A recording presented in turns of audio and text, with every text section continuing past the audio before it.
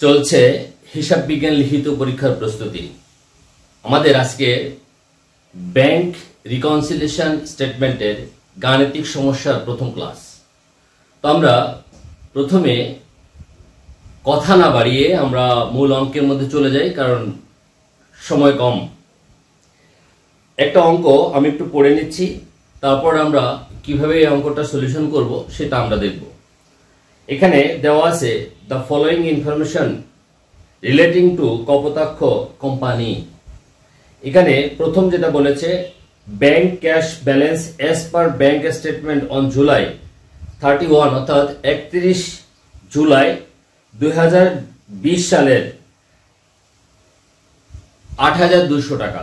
অর্থাৎ ব্যাংক বিবরণী অনুসারে ব্যাংকে জমা আছে 8,200 টাকা। বিষয়টা একটু ডিটেলসে বলা উচিত যে আমাদের এই ব্যাংক সমন্বয় বিবরণী প্রস্তুত করতে গেলে আমরা তিনটা ওয়েতে আমরা করতে পারি। একটি হচ্ছে একক জের পদ্ধতি বা সনাতন পদ্ধতি, দ্বিতীয়ত উভয় জের পদ্ধতি, যেটাকে আমাদের বলা হয়ে থাকবে যে বোথ ব্যালেন্স কারেকশন মেথড, আর আরেকটি হচ্ছে নকদান বই সংশোধন পদ্ধতি। তো এই যে কয়েকটা তিনটা মেথডের মধ্যে সবচেয়ে প্রচলিত মেথড দুটো, একটা হচ্ছে সনাতন পদ্ধতি বা একক জের পদ্ধতি, দ্বিতীয়ত উভয় জের পদ্ধতি বা বোথ ব্যালেন্স কারেকশন মেথড। তো আমরা আজকে যে অঙ্কটা করব সেই অঙ্কটা মূলত বোথ সাইড বা বোথ ব্যালেন্স কারেকশন মেথড বা উভয় জের পদ্ধতিতে কিভাবে আমরা এই ব্যাংক রিকনসিলিয়েশন স্টেটমেন্ট আমরা রেডি করব সেই বিষয়টা আজকে আমাদের ক্লাসে আমরা দেখে নিব। ঠিক আছে? তো প্রশ্নটা আমি এই জন্য পড়ে নিচ্ছি যাতে আমাদের অঙ্কটা করতে অনেক সুবিধা হয়, কারণ ইংরেজির সাথে সাথে বাংলা এবং বাংলার সাথে সাথে ইংরেজি বোধ বিষয়টাই মানে উভয় সাইডটাই আমাদের জানা উচিত বা শেখা উচিত। কারণ পরীক্ষার সময় কোনটা কিভাবে আসবে, দেখা যাচ্ছে যে আমরা ইন্টারমিডিয়েটে যেভাবে ব্যাংক সমন্বয় বিবরণী করা হয়েছে সেখানে শুধু বাংলা ভার্সনটা ছিল, তো সেখানে কিন্তু আমরা ভাষাগুলো অনেকটা ইজি ছিল। কিন্তু যখন একটু যেহেতু আপনারা এখন পরীক্ষা দিবেন, একটা স্ট্যান্ডার্ড মেনটেন করে কিন্তু প্রশ্নটা হবে।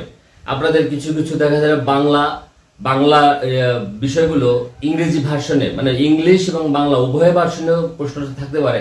তবে আপনাদের দেখা যাচ্ছে যে ইংলিশ রিলেটেড প্রশ্নগুলো মানে ইংলিশ রিলেটেড ওয়ার্ডগুলো কিন্তু আপনাদেরকে একটু ভালো করে জানা থাকা আবশ্যক, কারণ কোন সময় কোন ওয়ার্ড এখানে ব্যবহার করে দেয় অঙ্কের মধ্যে, তখন কিন্তু আপনারা একটা কনফিউশনের মধ্যে পড়ে যাবেন।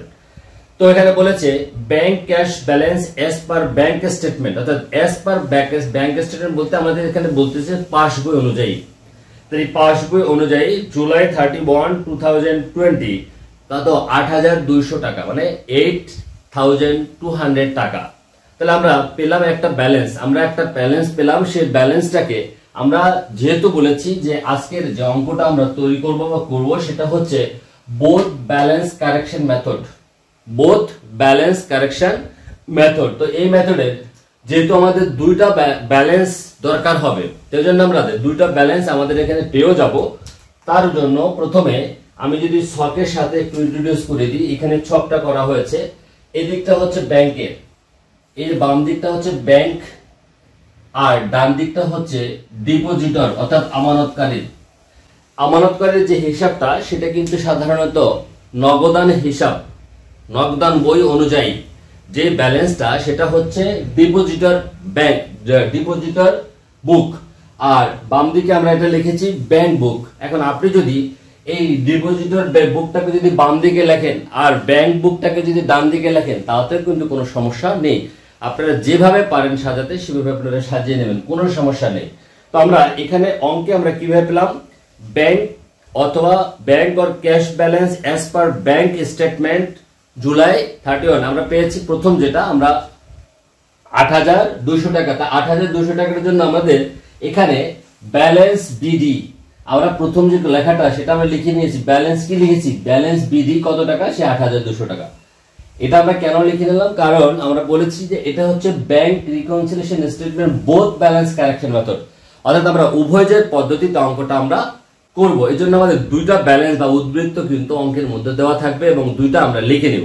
তো আমরা প্রথমটা পেয়ে গেলাম একটা ব্যাংক বুক অনুযায়ী বা পাসবই অনুযায়ী, সেটা আমাদের ৮,২০০ টাকা। এরপরে অঙ্কে যেটা বলেছে ব্যাংক সার্ভিস চার্জ 550 টাকা not recorded in the cash book, অর্থাৎ বলেছে যে 50 টাকা ব্যাংক সার্ভিস চার্জ 50 টাকা ধার্য করেছে কিন্তু নগদান বইতে লেখা হয়নি। আমি আবার বলি, ব্যাংক সার্ভিস চার্জ টাকা হচ্ছে 50 টাকা, নট রেকর্ডেড, অর্থাৎ not recorded in the cash book, অর্থাৎ নগদান বইতে এই টাকাটা লেখা হয়নি। তাই সার্ভিস চার্জ ধার্য করে কে? সার্ভিস চার্জ ধার্য করে হচ্ছে ব্যাংক। তাহলে ব্যাংক যদি সার্ভিস চার্জ ধার্য করে, তাহলে ব্যাংক নিয়ম অনুযায়ী আমার বা আমানতকারীর হিসাব থেকে মাইনাস করে দিয়েছে, কিন্তু আমানতকারী তার নগদান বইতে যদি মাইনাস না করে তাহলে প্রবলেমটা থেকে যাবে। তো আমাদের এই উভয়জোট পদ্ধতিতে অঙ্কটা করার সুন্দর একটা নিয়ম রয়েছে, সেটা হচ্ছে যে আমাদের হিসাব করতে হবে যে হাত দুটো হাত আমাদের, যেমন এই যে আমার হাতের সামনে আমার এখানে আমি ভিডিওতে যেটা দেখা যাচ্ছে যে আমার দুইটা হাত, ডান হাত বাম হাত। এখন এই আমার ডান হাতের থেকে যদি আমি ডান দিকে কোনো কাজ যদি আমার করতে হয়, অর্থাৎ আমি যখন কোনো কাজ করছি সেটা যদি আমার এমন নির্দেশ করে যে ডান দিকে, আমার হাতের ডান দিকে আছে, তাহলে কি আমি বাম হাত দিয়ে কাজটা করব নাকি কাছাকাছি যেটা আছে সেটা দিয়ে করবো? অবশ্যই আমার ডান হাতের কাছাকাছি যেটা আছে সেটা আমি ডান দিকে কাজটা করব। অথবা বাম হাতে যদি কোনো কাজ থাকে, আমার বাম হাতের বা কাছাকাছি যদি কোনো কাজ থাকে, তাহলে আমি অবশ্যই ডান হাতটা ব্যবহার করবো না, আমি বাম হাতটা ব্যবহার করব। লাইক অ্যাজ এখানে দুইটা ব্যালেন্স দেওয়া আছে, যখন যার সাথে যেমন দরকার আমি তখন তার সাথে সমন্বয় করব। এটাই হলো বোথ ব্যালেন্স কারেকশন মেথডের মূল কথা বা উভয়ের সংশোধন পদ্ধতির মূল কথা। ক্লিয়ার কিনা? ওকে, তো আমরা জানলাম যে দুইটা ব্যালেন্সই দেওয়া থাকবে, যখন যার সাথে দরকার আমি তখন তার সাথে ব্যালেন্স করব। কিন্তু একক জোট পদ্ধতিতে এটা ছিল না, যেটা নিয়ে আমরা শুরু করেছি সেটা নিয়ে কিন্তু আমাদের শেষ করতে হয়েছে, অর্থাৎ সেইটাকে হাতে ধরে আমাদের কাজগুলো করতে হয়েছে। তো যাই হোক, আমাদের 2 নম্বর, তাহলে ব্যাংক সার্ভিস চার্জ 50 টাকা not recorded in the cash book. তাহলে আমাদের বলা হয়েছে যে নগদান বইতে লেখা হয় নাই। তাই নগদান বইতে লেখা হয় নাই, একদিকে ব্যাংক যখন সার্ভিস চার্জ ধার্য করেছে তখন আমার অ্যাকাউন্টের থেকে টাকাটা কমিয়ে দেখেছে কে? ব্যাংক। যদি আমার ব্যাংক থেকে যদি টাকাটা কমিয়ে দেখায়, নিয়ম অনুযায়ী আমানতকারীর হিসাব বা ডিপোজিটের হিসাব থেকেও আমার মাইনাস করার কথা। দেখি এইখানে সেই মাইনাস করে দিচ্ছি, এই যে যেহেতু এটা হচ্ছে ডিপোজিটের হিসাব বা আমানতকারীর হিসাব, সেই জন্য এই ব্যাংক সার্ভিস চার্জ, এই যে ব্যাংক সার্ভিস চার্জ নামে 50 টাকা আমি এখানে লিখেছি। কেন মাইনাসের ঘরে লিখেছি? দেখেন এই যে লেস হচ্ছে কি মাইনাস, আর অ্যাড হচ্ছে কি প্লাস। তাহলে লেস করতেছি কেন? কারণ আমার ব্যাংকের থেকে টাকাটা অলরেডি কমে গেছে, আমার এখন নগদ থেকেও টাকাটা কমাতে হবে। 3 নম্বর বলেছে deposit in transit, deposit in transit অর্থাৎ পথিমধ্যে জমা 3,100 টাকা। এখন এই পথিমধ্যে জমা বলতে কি বোঝায়? বিষয়টা হলো এরকম, আপনাকে একটু ক্লিয়ার করি।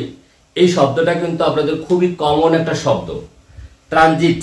এই ডিপোজিট ইন ট্রানজিট অর্থাৎ পথিমধ্যে জমা, অর্থাৎ এইটা হলো যে মনে করেন যে আমি একটা চেক কাউকে দিয়েছি আদায়ের জন্য, কি কাউকে চেকটা দিয়েছি।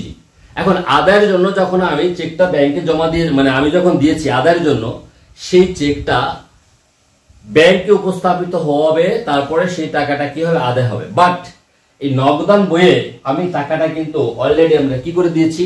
এই ডিপোজিট ইন চেকে নগদান বইতে কিন্তু স্বাভাবিকভাবে আমাদের টাকাটা কিন্তু কি বাড়িয়ে দেখানো হয়েছে নগদান বইতে, কারণ আদায়ের জন্য যখন জমা দিয়েছি, চেকটা যখন আদায়ের জন্য ব্যাংকে জমা দেওয়া হয় তখন এটা হয়। এখন বক্তব্য হলো যে আমার এই যে চেকটা আমার কাছে, মানে নগদান বইতে টাকাটা বাড়ানো হয়েছে কিন্তু ব্যাংক বা পাস বইতে টাকাটা বাড়ানো হয়নি। প্রবলেমটা কোথায়?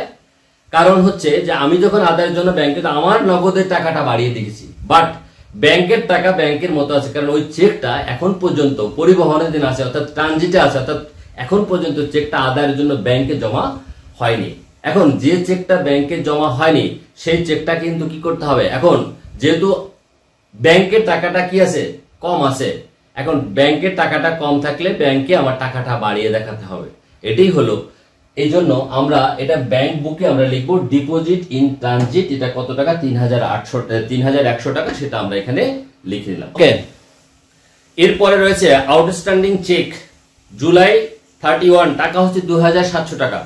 অর্থাৎ এই আউটস্ট্যান্ডিং চেক হচ্ছে বকেয়া চেক, অর্থাৎ আমানতকারী একটা চেক কাউকে না কাউকে ইস্যু করেছে বা চেক দিয়েছে, কিন্তু আমানতকারী এই চেকটি নিয়ে, আমানতকারী যাকে চেকটা দিয়েছে সেই চেকটি নিয়ে সে এখন পর্যন্ত ব্যাংকে উপস্থাপন করেনি।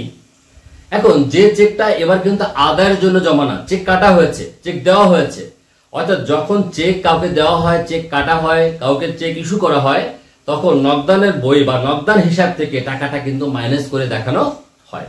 তাই নগদান বই বা এই ডিপোজিটের বুক থেকে টাকাটা মাইনাস করা হয়েছে, বাট এটা কিন্তু এখন পর্যন্ত কি করে নাই, ব্যাংকে এই চেকটা এখনো মাইনাস করতে পারে নাই। তাই নিয়ম অনুযায়ী নগদ থেকে বা আমানতকারী হিসাব থেকে মাইনাস হয়েছে, নিয়ম অনুযায়ী ব্যাংকের বই থেকেও মাইনাস হওয়ার কথা ছিল, কিন্তু এখন পর্যন্ত সেটা মাইনাস হয়নি। তাহলে আমরা কি করব, যেহেতু আমরা উভয়জোট পদ্ধতিতে করছি, তাহলে আমাদের যেখান থেকে সুবিধা হবে, তাহলে আমাদের সুবিধা হবে ব্যাংক বুক থেকে এটা আমি কি করে দেব, মাইনাস করে দেব। তাহলে আমরা এখানে লিখতে পারি আউটস্ট্যান্ডিং চেক, সেটা হলো কত টাকা, এই ২,৭০০ টাকা, ২,৭০০ টাকা আমরা এখানে লিখতে পারি। ঠিক আছে,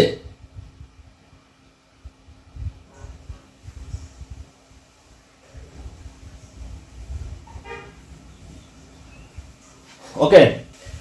এরপরে রয়েছে এনএসএফ চেক ৫৫০ টাকা, এনএসএফ নন সাফিসিয়েন্ট ফান্ড। এটার মানে এটা যে আমি কারো কাছ থেকে একটা চেক, অর্থাৎ একজন আমানতকারী কারো কাছ থেকে একটা চেক পেয়েছে, সেই চেকটা আদায়ের জন্য ব্যাংকে জমা দিয়েছে। এখন যখন কোনো চেক পাওয়া হয়, কোনো দেনাদারের কাছ থেকে একটা চেক পাই, তা আমি তো আশা করি যে চেকটা যেহেতু আদায়ের জন্য ব্যাংকে জমা দিচ্ছি, এই চেকটা আমি অবশ্যই আমার টাকাটা ক্যাশ হয়ে যাবে। তো আমানতকারী কি করেছে, টাকাটা তার অ্যাকাউন্টে যোগ করে দিয়েছে। যেহেতু আদায়ের জন্য চেকটা ব্যাংকে জমা দিয়েছে, সে কি করেছে, টাকাটা যোগ করে দেখেছে। বাট যখন ব্যাংকে চেকটা উপস্থাপন করা হয়েছে, তখন এই চেকটা যে ফ্রড চেক, একটা বাজে চেক বা একটা বাসি চেক অথবা যে কোনো কারণে চেকটা প্রত্যাখ্যাত হয়েছে, ব্যাংক থেকে প্রত্যাখ্যাত, তাহলে ব্যাংকের সাথে কোনো রকমের কোনো ট্রানজাকশন কিন্তু হয়নি। কিন্তু আমার আমানতকারী ঘরে কি সমস্যাটা হয়েছে, সে আমানতকারী তার নিজের ঘরে সে এই যে কত টাকা ৫৫০ টাকা বৃদ্ধি করে দেখিয়েছে।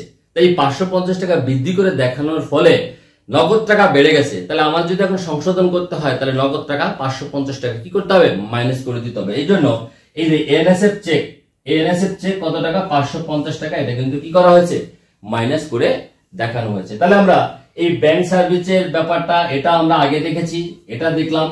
তারপরে আমাদের এই যে ডিপোজিট ট্রানজিট, এটা আমরা দেখলাম। তারপর হচ্ছে যে এই যে আউটস্ট্যান্ডিং চেক ২,৭০০ টাকা, এটাও আমরা দেখলাম। অর্থাৎ আমাদের প্রত্যেকটা লেনদেন কিন্তু আমরা এক একটা করে কিন্তু পোস্টিং দিয়ে দিচ্ছি। সবার শেষে ছিল bank cash balance as per cash বুক। এবার আরেকটা ব্যালেন্স দেওয়া আছে, সেটা হচ্ছে কি, আমরা আগেও বলেছিলাম, একটা হচ্ছে ব্যাংক ব্যালেন্স দেওয়া ছিল, এই যে ডিপোজিটের ব্যালেন্স দেওয়া ছিল, হচ্ছে ডিপোজিটের ব্যালেন্স দেওয়া ছিল ৯,২০০, আর ব্যাংক ব্যালেন্স দেওয়া ছিল হচ্ছে কত টাকা, ৮,২০০ টাকা। তাহলে ব্যাংক বা cash balance as per cash book, অর্থাৎ এই যে ডিপোজিটের বুক আর ক্যাশ বুক কিন্তু একই কথা। আমি আবার বলছি, ডিপোজিটের বুক আর হচ্ছে ক্যাশ বুক এক কথা। ডিপোজিটের বুক বা ক্যাশ বুক অনুযায়ী ৯,২০০ টাকা ছিল, আর ব্যাংক বুক অনুযায়ী ছিল কত, আমাদের ৮,২০০ টাকা। এখন মজার বিষয় হলো এখানে যে এখানে দেখেন যোগ বিয়োগ করার পর ৮,২০০ টাকার থেকে এই যোগ হয়েছে কত, ৩,১০০ টাকা, থাকলো কত, হলো কত ১১,৩০০ টাকা থেকে ২,৭০০ টাকা বিয়োগ করলে থাকলো কত, ৮,৬০০ টাকা। এদিকেও দেখেন মজার বিষয় হলো এখানে ৯,২০০ টাকা আমাদের ব্যালেন্স ছিল, তার থেকে কোন রকমের কোনো যোগ এখানে হয় নাই। তারপরে জাস্ট আমি দেখিয়ে দিয়েছি, এখানে কোনো যোগের ঘরটা হলো 0, অর্থাৎ এখানে নাই কিছু। তাই ৯,২০০ টাকা আর মাইনাস হয়েছে দুইটা, ৫৫০ আর হলো ৬০০, টোটাল হলো ৬০০ টাকা। তাহলে এই যে ৮,৬০০ টাকা, এই ৮,৬০০ টাকা হচ্ছে আমাদের এখানে কি ব্যালেন্স। তাহলে এখানেও ৮,৬০০ টাকা ব্যালেন্স, আবার এখানেও ৮,৬০০ টাকা ব্যালেন্স। তাহলে বোঝা গেল যে এটাই হলো একটা কারেকশন মেথড বা এটা কারেকশনের একটা উপায়, অর্থাৎ দুই দিক সমান থাকবে। আমাদের নিয়মটাই হলো যে ব্যাংক কলাম, নগদ এবং ব্যাংক, এই দুইটা ব্যালেন্স যেন সমান থাকে। এটাই হলো আমাদের এই ব্যাংক রিকনসিলিয়েশন স্টেটমেন্টের মূল থিম। ওকে, তো আমি যদি উভয় জের পদ্ধতি পারি তাহলে একক জের পদ্ধতি আমার পারার কথা, আবার আমি একক জের পদ্ধতি পারলেও কিন্তু উভয় জের পদ্ধতি পারার কথা। তো